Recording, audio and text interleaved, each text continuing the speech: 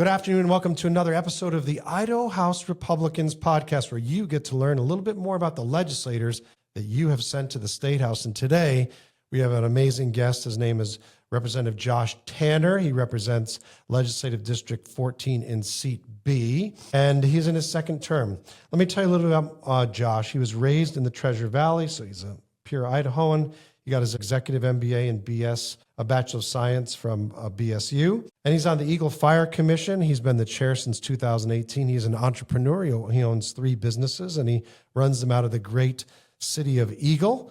He is an avid hunterman, avid fisherman, but most importantly, you are married to a lovely woman named Dominique for 15 years. You have 17 years. You better update your. I should update. You've got to that, update your bio. 18. This happens all the time. 18 this year. Okay, but you do have 3 kids, 3 children. I do have 3 children. Okay, good. So most importantly, you are the Joint Finance and Appropriations Committee co-chair. That's a big deal. Tell people about what the Joint Finance and Appropriations Committee does and how you were selected to do that and how that committee is different than others. Well, I'd say the most important aspect of it is the only thing that's constitutionally required for us to actually be here as a legislative body is to actually deal with the budget and making sure that we actually pass a balanced budget out. So one, it's the only mandated constitutional one for us to actually be in session. And that's usually what dictates how long we're in session. Are we in? Are we out? Is usually the budgeting process. And how are you selected to be the Joint Finance and Appropriations chair, co-chair? So I've sat on JFAC for now multiple years.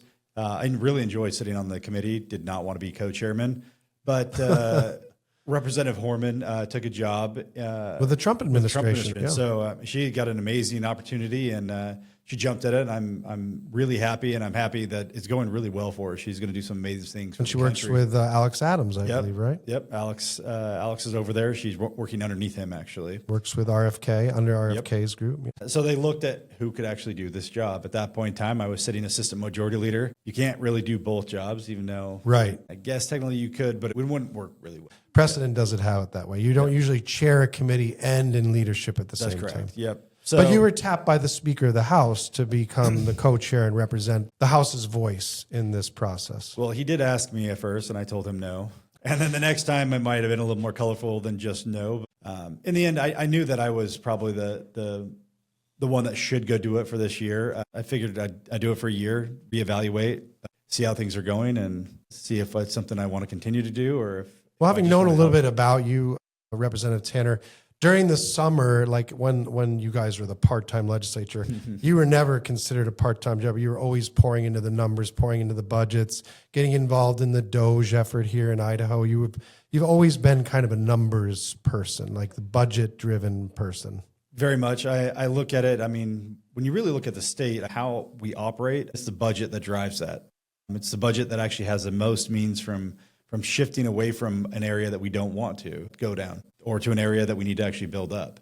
It allows you to do so much more than just policy aspect. I mean, you can drive policy with numbers all day long in a more effective way than you can a lot of times by running a bill. And everybody should know this is one of the rare joint committees. So tell people about how the composition of this committee is and how voting happens. Yep. So as we stand right now, you get 10 members from the Senate, 10 members from the House. We come in and it's a joint committee. So it is the Senate Finance and House Appropriations Committee that come together. And then the 2 co-chairs at that point in time will share the chairmanship, alternate it day to day. And then when we vote based on our committee. So the House will actually vote, the Senate will vote, and then it takes a majority of both those bodies to actually be able to come out, and then it'll go to the floor from there. Do you need a majority of each part? So do you need a majority of the House and the Senate, or is it just majority of the entire body? Majority of the House and a majority of the Senate. Okay, and then obviously you could have a majority of the Senate on one side, the minority on the other side, and what happens if that happens? If you have let's say less than a majority passes in the House, more than a majority passes in the Senate, it doesn't pass, right? It doesn't pass, yeah. So your co-chair is C. Scott Grow. Yep. He's the senator, and he's also in the same legislative district as you. So let's back up real quick. Why did you decide that you wanted to become a part of this august body here in the House? I've actually paid attention to the legislative process for a long time. I'd say now I've read every bill. This will be my 14th year of reading every single bill that's been passed into law. Wow. You must have time on your hands. I don't know if I have time. I actually have found that really enjoyable Right. to actually do. My It's a office hobby. managers usually are the ones that are more mad at me because every year, and I usually used to not read until after the session really got out, and then I'd make them print off all the bills, and they'd give me binders full, and I'd sit down, and that's how I got to know a lot of the legislators because I'd call them up and I'd usually say, "Why did you not vote against it? Why'd you vote yes on this one?" And the reason I started doing that was the legislature. I actually had a business, and Idaho was kind of a loophole state on titling for motorcycles and ATVs, and I started a company based on that loophole, and the legislature closed it off. I'm like, "Hey, what just happened? This body just took away my income." So that's how I got paying attention to it, actually involved in the first place. And then you wanted to come and actually be a part of it. And here you are. Here I am. Now, you are also on the Resources and Conservation Committee as well. Yes? That's correct, yeah. Okay. And so now let's talk about probably the most important thing you've talked about for this session is the budget. And there's been a lot of angst about the budget since last year, probably some misconceptions thrown in by the local media and others that want to agitate. They're good at that. And then and some actual votes that happened today that kind of bring some clarity to it. Let's go back the mists of time. Last year, the governor passed what was called the Idaho Act, where he cut the budget by about 3%, except for education. Tell me about what your impressions were of that move and how it helped set the tone for this year. Well, first off, when they set that, they were still trying to project what revenue was going to be, and they were looking at it as kind of very pessimistic. Numbers didn't look good to them, and part of those are tough to understand which month the money is really going to come in. Right. I wasn't as concerned about that, but I did want to make sure we had a healthy bottom line. And I pushed them for a little bit more, even when they were going through that process. I know they originally looked at about a 3 to 6% total cut, and what that actually would look like. They decided to be on 3% and work their budget that way. When they did that, they used a lot of one-time funds to try to build their budget up, just to kind of give it a bottom line. Okay. Really, within that, I want a healthy bottom line because we still have a lot of unknowns. You got unknown on revenue. Idaho is not immune from a recession, even though we're not in one. Revenue, I mean, we're still the 6th fastest growing economy in the country. Yep. So, I mean, we're still doing well, but there are 26 states that are considered in a recession. And when you really start looking at that, Idaho is not immune. Usually we are late to go into any recession. We're late to come out of them as well. Right. That's just been our typical Idaho way. We usually don't pay attention to all the noise that's going on outside, and we just do our own thing. But eventually that stuff does catch up. So one, you have to be a little cautious of that, even though I don't think we're going to go into recession unless something major happens, tariff aspects, certain things happen, then we might see that. So let's talk about the governor gives his state of the state, and that's his opening salvo. Like, this is how I see the world. This is my priorities as governor. And then it's up to the legislature to actually create the budget. And that's, like you said, that's your only constitutional duty that you have to do every year through the legislature. So what did you think of the governor's view on like what he wanted to do with the budget? And then tell us about the revenue numbers, because we always hear about the revenue number. Like, the governor has a revenue number and then you come up with a revenue number. And that's a really crucial part of this, right? Of like where the budget's going. So just talk about that process, how the governor starts it, and then how you hop in to kind of create where you think revenue is going to come in for the state. Yeah, so the governor comes up with what he expects his revenue number to be at. From there, they work back down to try to create a balanced budget. Now, this year, their budget was balanced on the ending result, but not very structured on the ongoing versus one time. So that's where I had the issue with it, was because the ongoing aspect was in the negative, both for the 26 current budget cycle we're in, as well as the 27 one that we're working on. Setting aside one time. Yeah, so it was built up with one time. The ongoing aspect, I think we were $23 million in ongoing negative deficit. Actually, I think it was 32 in deficit on 2026. 2027 was at 103 million. Okay. So when you start looking at that, it's hard to grow out of that, because you're now just using one-time funds to just try to pad your bottom line, and you're trying to use, whether it's interest accounts, transferring out of other funds that we don't actually have, to try to prop your budget up just to give yourself any balance. I didn't think that was a good methodology to actually use. If it was me, I would have gone a little bit deeper in some of the cuts, made sure that I was actually balanced out more of a structural standpoint where I had that ongoing and one-time funds kind of in the black and not in the red. Now, one thing that was a real monkey wrench last year in terms of the predicting the budget and the revenue was you have no idea what's going to come out of Congress, right? So the big, beautiful bill comes out and Idaho has to decide whether it's going to conform with it and to what extent it's going to conform with it. And voila, we have $155 million baked into this year's for less revenue and $175 million next year less revenue. And that has an impact on how businesses ultimately time their tax payments, right? They see this big bill like, hey, maybe we should just wait a little bit and figure out whether we should pay our taxes now or just see how it filters through. So talk about how you've dealt with that conformity issue and the federal implications to Idaho's revenue number from a bill like the Big Beautiful Bill. I think that definitely catches you a little bit off guard when Congress does make some of those decisions. Now, again, it's up to Idaho if we're going to conform or not conform. We don't have to. It's not a forced upon thing. But within there was a lot of really good things that Idaho would want to conform to that I think helps the average Idahoan. No taps on tips, no tips on overtime, those types of things. Yep. So I think a lot of those things from an individual aspect were good. Then you go into the business side. And the business side is where you saw people maybe hedging their bets, holding to see what they wanted to pay, what they thought the legislature would do. And it's one of those coin flips. Right. And I think still to this day, we don't fully understand the full impact. I think we've got a relatively good idea, but we can still swing drastically. It could actually end up costing us a lot more than what we're actually anticipating. Again, why our bottom line number for some uncertainties is making sure that we actually have a good bottom line. Right. That makes total sense. Now, what's interesting is the December, so there's this thing called the Budget Monitor.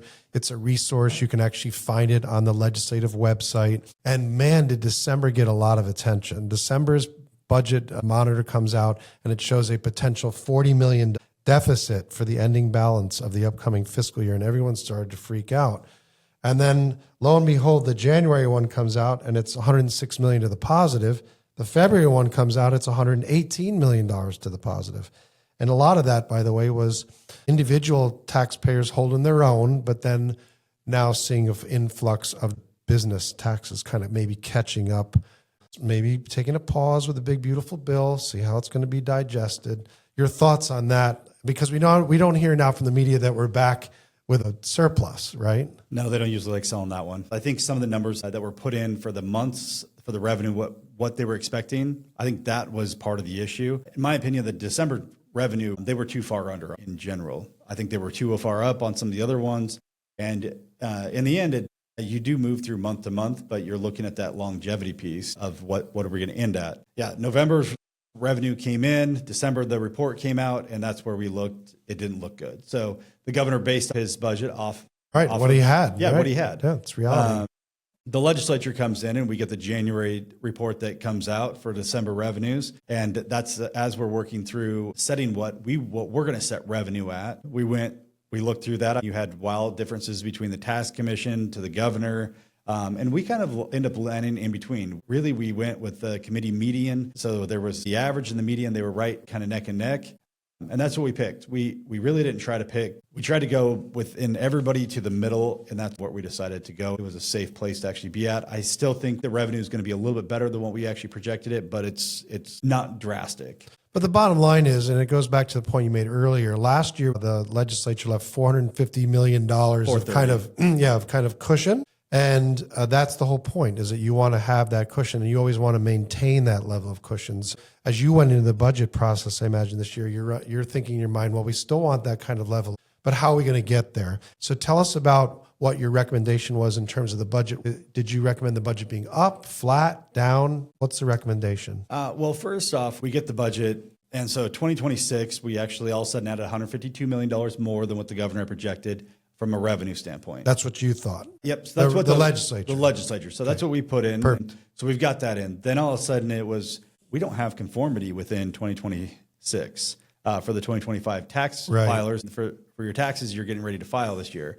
And this is, again, a different committee, different body within the House that determines what they want to do there. And they pushed out something, conformity bill within that. Once they did that, it put us in another position because all of a sudden that's $155 million. So we added 152, started looking good. 155 comes So in. conformity, and we're kind of basically even where we started. Yeah, and then all of a sudden you're actually $3 million, a couple million dollars, two plus a little bit, I think, down. Right. We didn't have much on the bottom line in general. I think we were about 32, and I think now we're about 29 is where just based on those moves alone. Right. And our ongoing balance was still sitting at a pretty good negative. So then you got to go to look at the budget reality. You want to have some room on the bottom line. So what's the impact to the budget? Yep. So we looked at it, and we looked at a 1% to 2% cut within 26, and a 1%. Is that an additional to the 3% that the governor recommended with the Idaho Act? That's correct. Yep. Okay.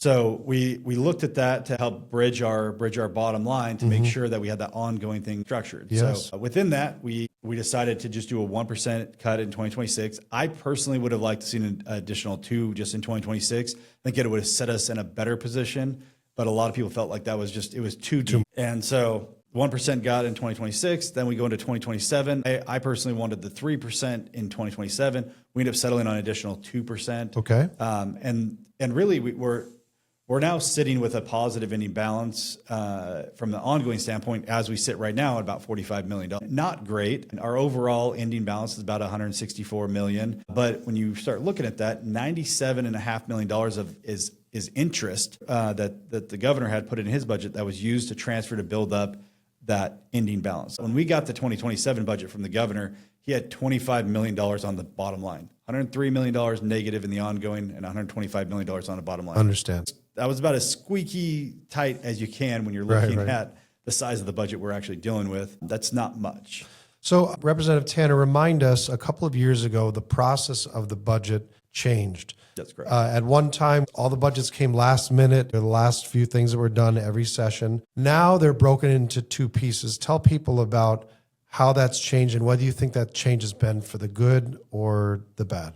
I think it's actually been tremendously for the good because we're not looking at... And tell people what happened. Yeah. So realistically, what's changed is we broke the budgets into what we call the lights on. The maintenance budget. Maintenance budget. Within the maintenance, it's last year's funding put in there, and then we start making adjustments. So you've got other statewide cost allocations that happen out there, whether it's the insurance aspect, SWICAP. There's a few different things, any CEC increases. New cars, CapEx, all that stuff is adjusted out. Yep. Right. So any of the new additional things are all pushed off that are wanted or needed. And so you're taking that vote on what was done last year, and then you're looking at some of those enhancement aspects. So you get a better chance, instead of looking at this monstrosity and trying to go through this, you end up looking at just the adds or subtracts within it. Then again, you're looking at what the agency submitted, difference from what the governor submitted, and then if there's priorities within the legislature, if we want to change things from there. So it gives us more time and more opportunity because we really are down here for such a short period of time for the amount of work that we're doing to get through those sessions. So it's given us a lot better because some people might not like one part that is within an entire budget. Well, now it's a lot easier because you're like, I just don't like this part now. It's the add-on. So the lights on budget actually is about 85% plus of the total budget, maybe as high as 90%. Correct. So there was a vote, I believe, on that. Is that right? In the Joint Finance and Appropriations Committee. The vote was 15-5. Depends on which one, but yeah. Tell me, what came out of that relative to the maintenance budget recommendation? Yeah, so all 10 maintenance budgets come out in that. We actually took votes the week prior that pretty much were solidifying all these decisions. Then we compile them all up into this one bill. And then there's a lot of intent language that goes into the budget. So we put all that together, and that is the maintenance. We compile them all, and that's what goes to the floor. And that was voted on with a due pass recommendation? 10 of them. So 10 different ones that were voted on. Okay. Each piece of language as well had to be voted on. Okay. Once you have all that, it's compiled into one. So there'll be 10 different budgets that are going to maintenance budgets that will come to the floor from that decision that was over the next couple of weeks or so. And the votes were kind of a little bit here and there. I mean, some of them got really strong votes, some of them a little closer. It just depends on which budgets. But they did all pass. They'll all go to the floor. Yep. Okay. And does that go to the House first. Yep. So that could go either chamber, right? It can go either chamber. And so really what we'll see and how we'll probably end up doing is whoever made the first motion for that budget. So we did pick 5 from the House to make the initial motion. 5 from the Senate took other ones. Those 5 that the Senate voted on first, they made the motion those will start at the Senate. The House will take the other 5. We'll pass those ones and then they go. Okay, now then you hop into the add-on part of the budget process. Tell people how that works. This year is going to be probably a little bit different because really what we tried doing within the maintenance budgets was set a floor of saying, here's our bottom line. And then from here, you can go back and forth and work through some of the budgets. People had angst over certain aspects. They're like, this one you can't cut. This one's cut too deep, which may be. I think there's a few of them that we do probably need to bring up a little bit. But there are other budgets that we can bring down to justify that. So that's what you'll see within the enhancements is you're going to see continuous movement on different programs, and then those ones will come back out to the floor as well. There was some thought about using the rainy day fund. Why were you against doing something like that? I mean, it's not raining. There you go. I mean, we did have a couple months that were off. We could use some snow, though. We definitely need some snow, and we have a fire problem potentially. And as a fire commissioner, that's something that concerns you. Yeah, no, I think, especially currently, one of the things that was not in the budget this year was a fire fund. So that's something that the legislature is that's another one the legislature is going to have to work through. Right. I mean, realistically, we'll be working through a ton of different options at this point in time, moving a lot of pieces and parts around to actually get these budgets actually out and to keep that bottom line. That's what we're going to do. Well, and everybody should know, by the way, that the JFAC is the most work intensive of all the committees because they meet every single day during the legislature, starting at 8 in the morning. Yes? 8 in the morning, except for Fridays. Usually it's about 7:15. We start to go through all the stuff we're voting on, lining that out. Right. So this is a real, like when you're on the Joint Finance and Appropriations Committee, you're like the A team. You're working all the time. You've got a lot of responsibility. You're in session every day. So it's quite a commitment. Well, besides just the actual committee itself, there's working groups that are outside of that they're working on a lot of times after we get out of that before the floor. A lot of times they're going to lunch and working through those working groups and working through all those budgets. And this year, I think you're going to see, this year is a tough year. There's going to be a lot of work. The maintenance budgets we passed were just the beginning part. There's still a lot of work left to do. Well, let's end it with this. What is your favorite non-JFAC bill? Do you have one in particular that you're particularly enthusiastic about? I do have one. Joint Memorial is going to come up that's quite entertaining. And should we just leave it at that? We'll leave it at that. Yeah. We'll come and revisit you when that comes out, when the entertainment. It'll be at least an entertainment one. I'll at least try to have a little bit of fun this year. We have to laugh a little bit. You guys are under a lot of pressure, especially, it's easy to have a good time when you're passing huge tax cuts. And those are always fun.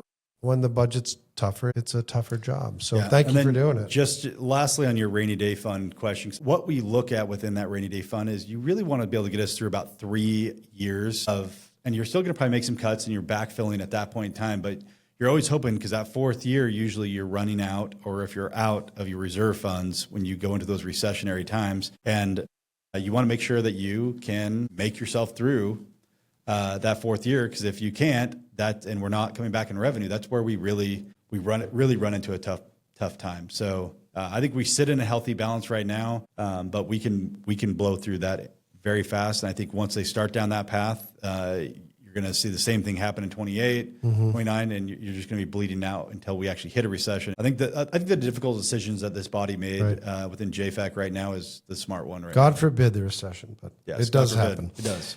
Anyway, thank you very much, Representative Josh Tanner, who represents District 14 in Seat B. He's in his 2nd term, and he is the co-chair of the Joint Finance and Appropriations Committee. Important job for the state, and we thank you for taking that on, and we thank you for joining us on the Idaho House Republicans podcast. And Godspeed, and as we always say at the end of our show, God bless the great state of Idaho, and thank you again, Representative Josh Tanner. Yeah, thank you, Victor. Appreciate that, and God bless. From timber towns to wheat field roads, different roads, but the same old hope. We bow our heads and we stand up tall, answering the people when duty calls.